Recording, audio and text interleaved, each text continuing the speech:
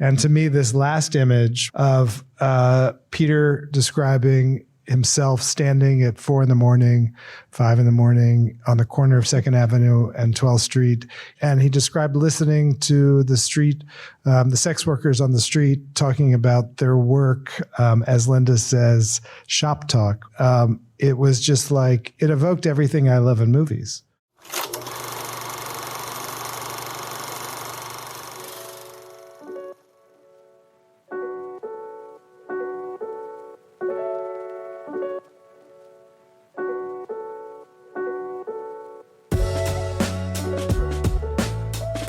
Hello, and welcome back to The Director's Cut, brought to you by the Directors Guild of America. In this episode, the struggles of the life of artist Peter Hujar are revealed in director Ira Sachs's biographical drama, Peter Hujar's Day. Based on the book by Linda Rosenkrantz, the film tells the story of a single day in 1974 when Rosenkrantz and groundbreaking queer photographer Peter Hujar engaged in a freewheeling, intimate conversation. Sharing vivid stories of his interactions with literary and cultural icons like William Burroughs, Susan Sontag, and Allen Ginsberg, Hujar reflects on the rhythms of everyday life in 1970s New York. In addition to Peter Hujar's Day, Sachs's other directorial credits include the feature films Passages, Little Men, Love is Strange, Keep the Lights On, and Married Life. Following a screening of the film at the DGA Theater in New York, Sachs spoke with director Bette Gordon about filming Peter Hujar's Day. Listen on for their spoiler-filled conversation.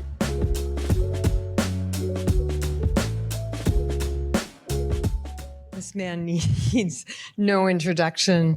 He's my dear friend and somebody who I've known for a while. I feel like we have been circling around each other and with each other and traveling the world sometimes with each other. Nice when I met him in Edinburgh for the last time. So I couldn't be happier to be here.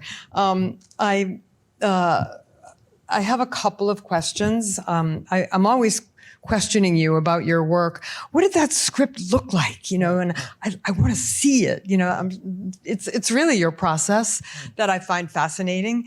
And so let me just begin with a question. I'm sure it'll lead to like a million others of my questions. But really what I want to say to you, Ira, and to everybody is that so many of your films really from early on take place in really intimate settings, and in which in these settings where you explore a variety of subjects like sexuality, love, desire, infidelity, power relationships, power dynamics, queer living, really, you know, desire, which is a subject that I also love. And in this situation, your stories, and I know you know this, I think everybody does, are grounded in emotional truth. It's almost as if you embed your personal experience, but embed it, you know, you don't sing it out. It's just buried underneath in such a beautiful way, your personal experience. And I think that I'm very drawn to the way that you tell stories because you've got a sharp eye for detail, but at the same time, there's an immediacy and openness that makes me feel like that you are making the film at the same time that I'm watching it. I don't know if you've ever had that feeling. It's almost as though the process is happening in front of me. And Peter Hujar photographed his life in somewhat of the same way to arrive at what he would have called a personal truth. And so I am not surprised, not one bit, even a generation, after, really 2 generations after him. He died in 87. Yeah. So in terms of your work, I'm not surprised that you admire his work, his photography, and that you found him to be the subject of your new film. Thank you, Bette, for that. Because I recognize my intention in what you described.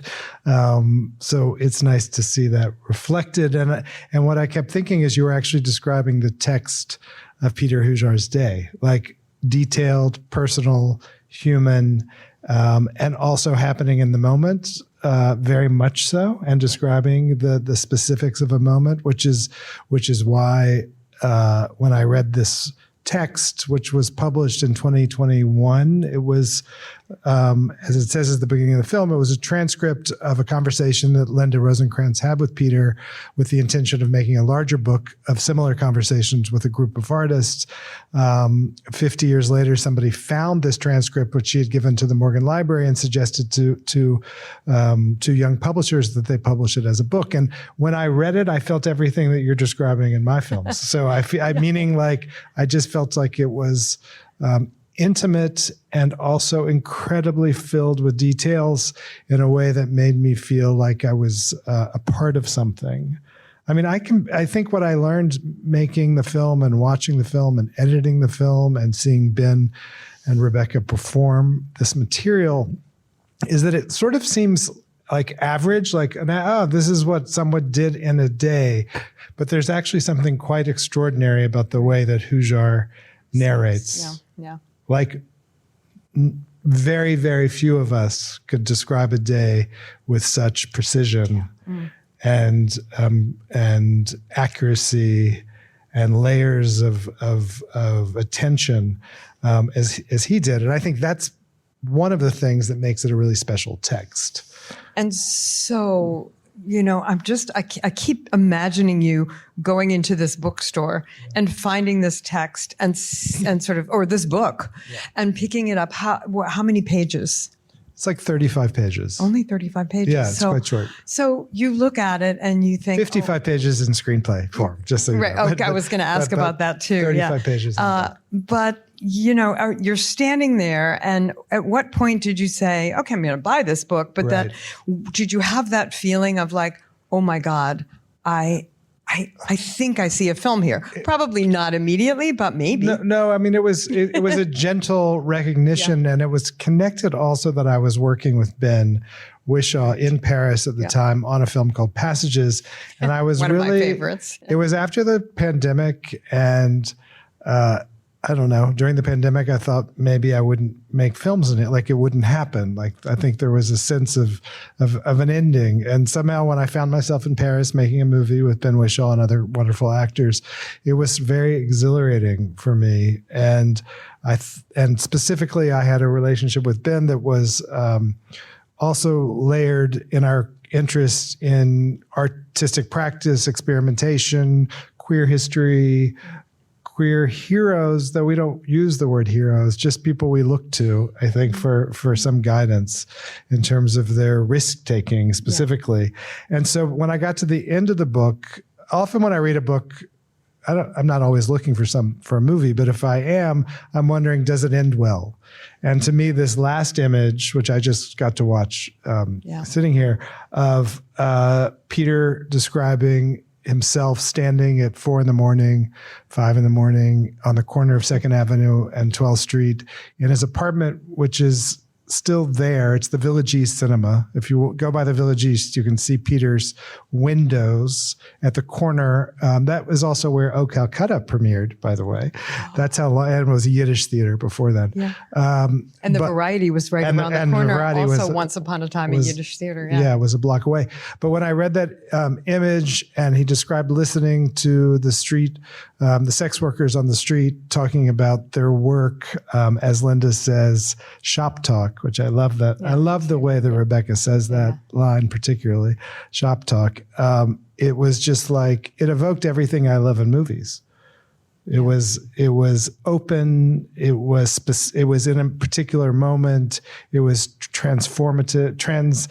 It was transcendent, actually, as an image. And my hope was then to actually somehow achieve some sort of version of that in a cinematic form that could do that particular experience I had reading the book justice. Was that like, as you began to think slowly about, could this be something like a film? We often get an image, I think, as directors, in our heads, maybe it's the first image, or how you dive in, the forbidden water maybe, or a middle image. Like, could that have been, that Well, I have to say it moment? was about a year later when I had the money to make the film. The But two you actors, saw it in your head before. Well, I saw the wrong thing. Oh. Meaning I had things put together to make the movie.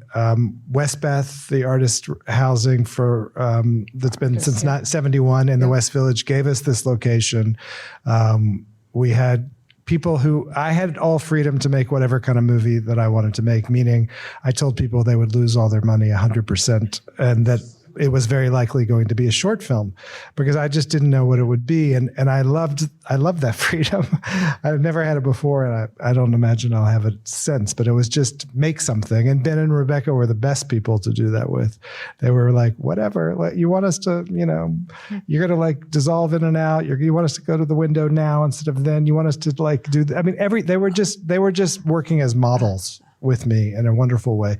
But I realized I had this idea that I was going to shoot the movie in real time, meaning like it was going to be an hour and a half and it would be from beginning to end. And I had these, I had two stand-ins for Rebecca and Ben. I had a cinematographer and I had a storyboard artist, and we were on location in Westbeth, and I realized that this was a disaster and that there was absolutely no way, and this is a room full of directors, to motivate movement. Like, why would they move? Because they were talking to each other across the table. Like, I sort of thought I'd get around that problem, but suddenly I had no answer to how to move through time.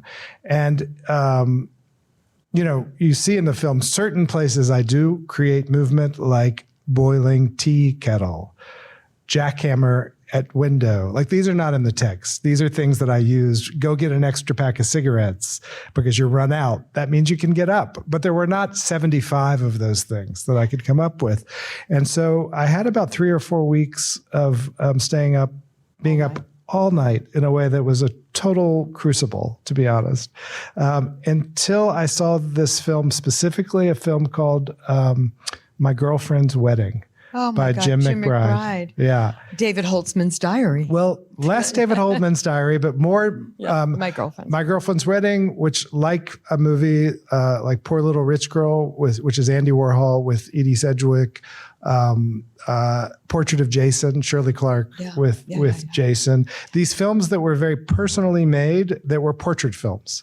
And I saw that the way they used the cut to move through time. And it seems like a really obvious thing that the cut is there for you, but it took me weeks to trust that the cut would work. And in those weeks, I actually shot the location with these stand-ins in very many different times. And suddenly I had a list of photographs and I thought, oh, that's the film. I just have to trust the cut. And so then we had a good time. So a kind of an abstract, or even not so much abstract, but I'm getting to that in a minute. Recently in the show, the big show in Frankel Gallery, of those of you who know Hujar's work, he had 70 images, 70 photographs, and very much sort of put them in sort of almost linear lines and 2 rows, and in a way what you're describing, again, even reflects sort of finding his world through these stills, and you kind of almost did the same process. Well, it's interesting because for me, there were 2 things that I tried not to think about, even though they were with me all the time. And one was Peter's images. Like, I really didn't spend much time at this point going back to the images, which I knew very well. But I didn't go back. I just felt like I didn't want to try to imitate the way he did things. But it resonated anyway, and particularly when people are on couches and beds. There's a certain way that was really important. And then the other thing I tried not to think about, but thought about all the time, was AIDS. Was AIDS. And his death and the death of that generation. David Wojnarowicz and I mean, I had made a film in 2010 called Last Address, which is an 8-minute film about a group of New York City artists who died of AIDS. And I went and shot where they lived at the time of their death, including 189 2nd Avenue, where David lived, and and Peter Hujar lived, and Jackie Curtis before them, by the way. Yes. But that film was kind of anti-biographical, and this, in a way, is an inverse of that film because it's all about the details of a biography, as if you were going to write a 25,000 page. Yeah. I mean, it's so detailed. It's like remembrance of things past in a certain way. So I was thinking a lot, having seen the film before and tonight, and I pulled up in my brain Tarkovsky. I pulled up the great filmmaker and philosopher whose subject matter was time.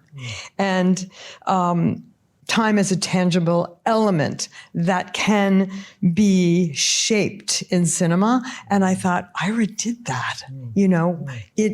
It usually, there is this, in almost everything we see today, there's this linearity. It's rare that you don't see a film that has that. I mean, if you go back to, European work or work from other countries and Russian work even, you don't, there seems to be more freedom. And I thought in a way that you were challenging this idea that it's the first time that I've seen it in your work, and which I love. And as you're describing everything, I think I'm right that this new element is the use of abstraction because you're playing with time and space. What are the basic elements? I mean, I started off as a very experimental filmmaker. My early work was completely about the manipulation of one frame to extend it or contract it. And here you are doing that, taking your narrative and really remaking it in this much more abstract way, composing, contracting, and allowing us, even through your contraction, to feel the fluidity of a day. That's new. I mean, not that your other films don't have a touch of that, but I thought I felt something really strongly when it hit me because it's kind of where I started, and I've lost a lot of that along the way, but never really. It's embedded also in my more narrative work, but well, when I walked in here and saw the movie projected and was at the DGA showing this particular film, which was an art project, really. And for me, I thought something which I feel good about it, and I also feel something else, which is it's an experiment. Like the film is an experiment, and we don't have so much of that in narrative cinema at this point. Narrative and genre and global things that work globally instead of things that maybe work locally, but also the risk of just doing something that wasn't a given. And however you respond to the film, I feel like that makes the film, to me, special. And I think to people of a younger generation, I hope it's like a reminder of the history that we came out of. I mean, I applied to a bunch of film schools and none of them let me in. And I took 2 film classes in my life, and one was from Abigail Child and one was from Sue Friedrich. Right. So experimental film, experimental filmmakers. My sister's an experimental filmmaker. And I guess also there was a playfulness that I embraced in this film, that it was it was about many things, but one of the things was a pleasure in the cinematic portraiture. Yes. So for me, the movies I talked about, but also there's a lot of good art in the 80s that I was watching, shooting this film. Yeah. His use of light and abstraction. Yes, absolutely, yeah. There was a kind of freedom to do what I wanted, and still with a bunch of people who wanted to tell a story and wanted to convey something emotionally that was very ultimately direct. Yes, I would say. Yeah. And I even thought about Fassbinder, who shot a film in one room, and I thought there's a shot from Petra in the Bitter film, Tears of Petra von Kant. And while he was much more theatrical, the film, you shot in film, 16 millimeter. I want to shoot my next film in film. But it really resonates. I mean, you feel the kind of deeper color that I just have not seen except in film. And I felt, so wait, there's a shot when, and again, to me, the cinephilic elements of the film are not important to anyone but me and the creativity, to be honest. They're like part of what I do, but I'm not, and they're part of how I make films, because I'm in the history of filmmaking is my life in a lot of ways. And the cinema is our temple. Yeah. So there's a shot of Ben is on a bed and the camera zooms into Rebecca and it goes out of focus. Oh yeah. And then it pans over to Ben, which is very. There must be a better word than stolen from Fassbinder. In Petra von Kant, he's looking at the secretary. So Petra's on the bed and it goes to the secretary. I know exactly what you mean. But I know we share our love for Fassbinder, and my confusion at the fact that like we waited in so many lines when any new film opened up, and how young people don't know the work of Fassbinder at all. How could that be possible? I know. Well, I think one of the hard things about this film and this in a way is like, how do you make things now and resist? How do we resist nostalgia? Yes. Right. Like it's not useful. And I might say I resist nostalgia while being very nostalgic. Yeah. Probably, if I think about it. Well, you know, also to just talked about risk, which is something that, I mean, I'm going to jump to that and then back to the film, but having grown up in the same time, you know, coming to New York in the late 70s, as I did in the 80s, one of this feeling of downtown New York, it was a place, it was a location that developed a myth, and the myth was real, and risk was one of the words that maybe it wasn't a word we used, but that's what we were doing, you know, in this manner of kind of exploring our own world of our own making. We didn't ask permission. We didn't, you know, it was risk of form, not just content, but it was messing things up and turning them around and looking at them in different ways and not asking permission.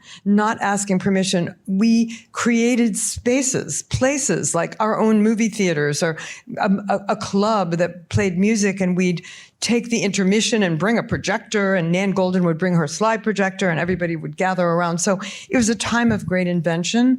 And this was the world of Peter, of David, of an entire group of people who were both literary and poets and theater people. And there was a kind of fluidity, like you didn't have to be any one thing.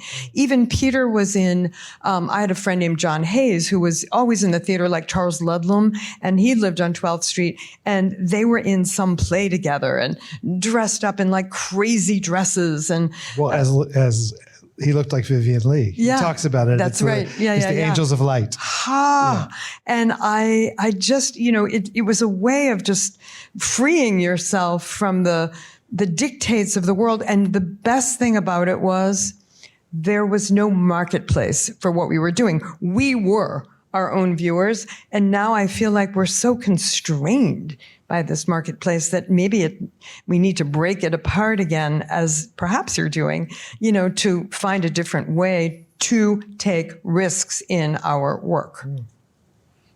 It's really amazing to hear you talk, because you're talking about why I continually turn towards the artists of the East Village in the late 70s and 80s for strength, because exactly as you say, they were risk takers. There was no economic ambition because there was no economic possibility in a certain way, which is, you know, a fault line of sustainability becomes difficult, as you can tell with Peter. He has a hard time just getting by. I think for me, you say you needed no permission. I started 15 years ago an organization called Queer Art. Yeah. And the very first event, which is an organization which supports queer artists in film, visual arts, performance, and literature. And we run a mentorship program and have been doing this for 15 years now. And the very first event we had was John Kelly, performance artist from the East Village. And we had a screening of a film by Jean Cocteau called The Blood of a Poet.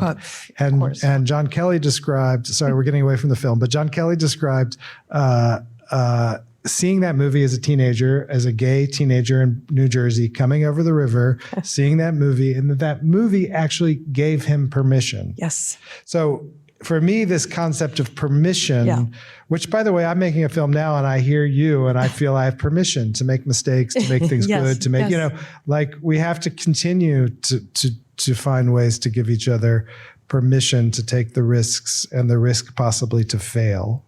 Exactly right. Yeah. And in this couple past years, that idea of risk recently in the political sphere, if I go there a tiny bit, that people are so afraid of risk, of being exposed to an idea that they find difficult to understand. And so they want to wipe it out. And I almost want to find the decayed, decrepit world as not exactly that, but the spirit of that, where everything overlapped. And, I remember like just piles of bodies kind of bumping up against each other. And from that work, even that everybody in a room might be sort of doing or thinking about doing, came so much.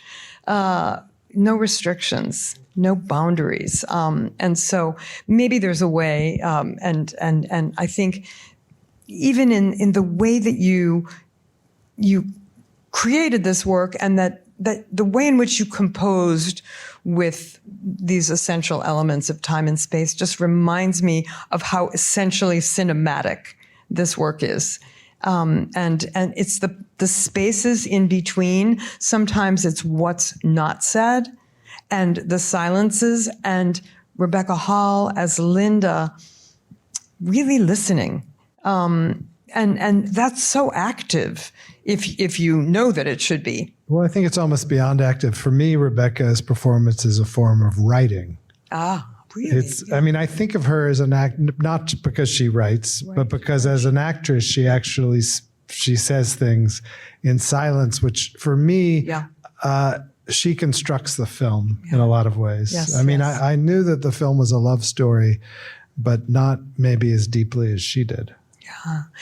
Okay. So you have, you're doing the film and you try to sort of follow this linear pattern and, weeks go by and you found a new language and you go forward. And one of the things I know about you, and I think people who know your work do, is how collaborative you are. And so you work often with the same editor, the same cinematographer,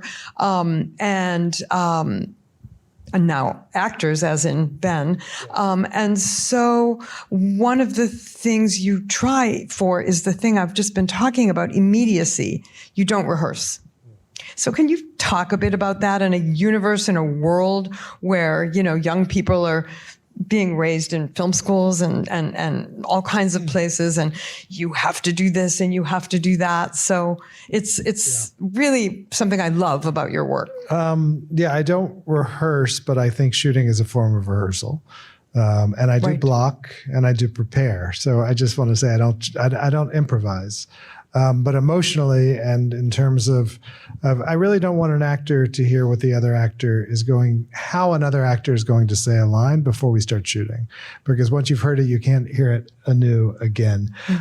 I will say that when on day one, Ben had 55 pages of dialogue, and on day one, we hadn't rehearsed, and he had it was hard, to be honest. To learn his lines. Well, no, he'd learned his lines. He just hadn't internalized his lines. And I realized that on day one of shooting. And I thought, well, that was a big mistake. This film is totally different than everything else I've done. And that was it's a catastrophe, because he knew his lines, which was already a task, but he did not know them in a way enough to be fluid. And I was like, uh-oh. And so the next day I gave him like an hour and a half in the morning with a PA to run that day's lines. And it was a rehearsal, but it wasn't a rehearsal with another actor or a director. It was a rehearsal of the text. And I couldn't, and it worked. Like immediately you see the fluidity. I mean, he's incredible. Yeah. Like the fluidity of his mind in this film is really extraordinary. And I knew that on set. But I could only shoot what I planned to shoot that day. I couldn't, even though I was in one location and I could possibly, move and do this part or that part, I was like, no, he could only do what he prepared. Yeah. So, and I then felt that my strategy of not rehearsing in a more typical way still really works for me. Right. And in what we call blocking, I like to call it choreography because I feel like it's a dance, and these moments come when you least expect them. They're punctuation or moments of just reversing direction sometimes. And I imagine that you found that as you worked, but it's I think one of the hardest things in our work is figuring out how to block a scene. That's the truth, isn't it? Oh. I mean, very much the truth. To me, it's the part where everyone thinks you know what you're doing and suddenly you have to know something that doesn't exist. And the whole set, I just was on production. So I was thinking like, everybody thinks I know how to get through this, right? Yeah. My friends back there, my wonderful AD department in the back. So they know. Everybody sort of thinks, we just give him 20 minutes and he's going to know what to do. And it's the hardest part of the job. I will say that it's really pleasurable when craft comes in is useful. You have craft. Yeah, yeah. You have experience. And so there's a lot of, specifically there's some scenes where the blocking is everything in this. Mm-hmm. Other times I'd be like, throw him on the bed and say, have fun. Yeah, I can't. Just do it. But there's certainly scenes where like, and it's precision and it's repetition, and it's like Rebecca Hall being able to offer a glass of water between this line and that phrase, and it has to go between. So there's a lot of, it's a very technical work also. But life moves. That's what I always say to myself. So cinema moves, but that doesn't mean movement all the time, because there's a lot of ways to create movement. And your camera actually is, thank God for this, pretty still. So that you allow sort of a movement in and out of a frame at the last moment where he's sitting at the table and he gets up, Ben, and he walks over and sits on the staircase. Like, we don't even realize as people when we have conversations how much we really do move. I just watched that tonight and I thought... took my breath away that moment. That's interesting, because I thought, I told him to do that. Like, I could see that I told him to do that, because there's no real reason for him to walk from that chair to the stair. And I thought, and there's sometimes in a movie you can actually see he did it because I told him to do it. Right. But somehow he makes it real. I will say that for me, that scene, what was in my mind, and this is an audience that might know this specifically, partially it was persona, and definitely there's a lot of storytelling in Bergman's persona that was really helpful in this film. But really what I had in mind was Elizabeth Taylor at the end of Suddenly Last Summer, which is one of my favorite scenes in all of cinema, where she talks about what happened suddenly last summer. And she tells that story, and it's a level of theatricality that achieves utter realness. I have to see that again. Oh my God. It's the best. Been a while. So, I think Elizabeth Taylor, to me, is the greatest American actor. Like, there was a level, because it's so American. Even though Elizabeth Taylor wasn't technically American, but she was American. She was an American actress. but because she's able to be, and I think for me, the reason I thought about that with this film is because Ben and Rebecca are British actors working in the American dialect, and that's the first time I've ever done that. Right. I've never worked in accents before, dialect, and so it was like, oh, it's all theater. Whatever they're doing is theater, and that was really liberating for me. And I did know Peter. You know, I was sort of in the circle around the circle, and I was so scared to, you know, like he was powerful in his quietness and shyness. But I feel like Ben sort of channeled an aspect of him, a kind of a quiet aspect. And he, I know that he could be quite harsh too, you know, as a kind of a fighter and smacking somebody over the head. So I love that quality that both of them found to make those characters themselves, you know, so that you almost, I was at times forgetting Peter. And that's I think that's a good thing. Well, interestingly, there's no video of Peter Hujar. Doesn't exist. There's very little audio. There's two pieces of audio I found. One is an interview with David Wojnarowicz with Peter Hujar towards the end of his life, which is what Ben listened to a lot. Without sound, he doesn't sound like Hujar. If anyone knows what Hujar sounds like, doesn't sound like Ben. Hujar had a very interesting accent, to be honest, and he didn't try to do. He was from New Jersey, right? So, but he was in the city as a very young person, and his he was Ukrainian, from a Ukrainian background. Right, but the other piece of text, and probably I feel like I don't want to take up too much time, but I will say that the other piece of audio that exists of Peter Hujar is him teaching himself, hypnotizing himself in order to learn how to stop smoking. Oh my God. Which is this great, like he's like, and then if I must not smoke another cigarette. And he goes on, and it's like 15, 17 minutes of Peter Hujar hypnotizing himself, which is really so beautiful. Wonderful. I mean, just because, the film really it transported me back. That's amazing. But I wrote down a quote. Nan Goldin, as you know, was very close.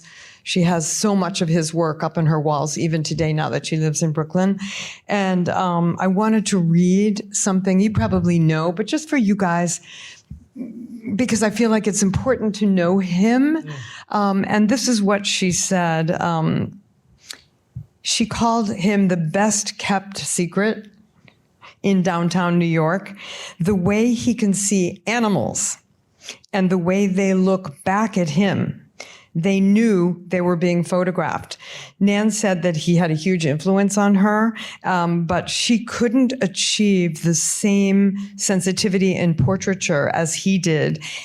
He photographed people he wanted to be intimate with, and he did that with a degree, Nan says, of intensity and silence in the same picture. It's beautiful. I'm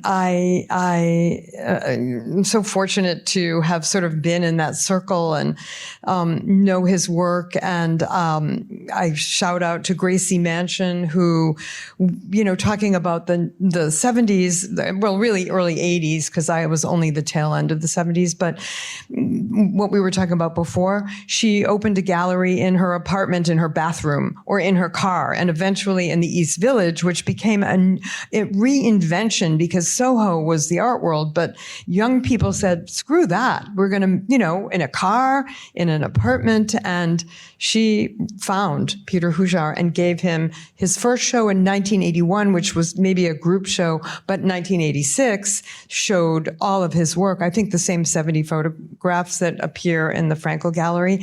And it's with that spirit of finding things like you did, a book, and thinking I could do this or I could do that. The spirit of that time period is pretty incredible. And I wish that you guys could get to see his work. Of course, the book of his photographs and the book that's coming out, not the monograph, but what is it, Life and Death? Portrait and Life and Death, which is the one book that was published during his life with essay by Susan Sontag, not by Ventiletti. So that's how it all resolved. Yeah. It has been reissued recently. Yes. And that's good because if it wasn't reissued, it's like $500 and now it's like $60. Yes. So it's a wonderful book. Yeah. And there's going to be a big show at the Morgan Library good. In next year of his contact sheets. They have thousands and thousands of pieces of So it's contact sheets of Hujar. Will I wonder if they'll try to make them bigger, because often I look at contact sheets with a little magnifying glass. So. But I should end really by saying this is such a ironic thing that you did, because you're making a movie, a portrait, a film portrait of an artist who's constantly making portraits of others, sometimes famous personalities, Susan Sontag, etc., Candy Darling, but also portraits of just his friends and people that he wanted, as Nan said, to become intimate with. And I think you too. I mean, it's I don't know, it's a match made in heaven, but it could be. And really, ultimately, one of the work of Naked Men for me is absolutely astonishing, because there's so much empathy in those pictures. Self-portrait, also death and decay, surrounding us, as I said, in that time period. And yet he finds a way to let you in, not keep you back. So, Ira, you did the same thing. So it's meta, if that's still a stupid word that we use. But I just love the reflection of him and you and him. And I'm just so happy that you were able to make this. And how many shooting days? Not that many. You don't get extra credit for a short amount of shooting days. So I don't answer that question. But anyway, thank you so much for this incredible film. Anyway, I hope that I asked you all the questions that you would have wanted to ask. So anyway, thank you all for coming. Thanks for listening to another DGA Q&A. The Director's Cut is available wherever you listen to podcasts. And please share, subscribe, rate, and review. We'd love to hear your feedback, and you can help fellow film buffs find the show. Thanks again for listening, and we'll see you next time. This podcast is produced by the Directors Guild of America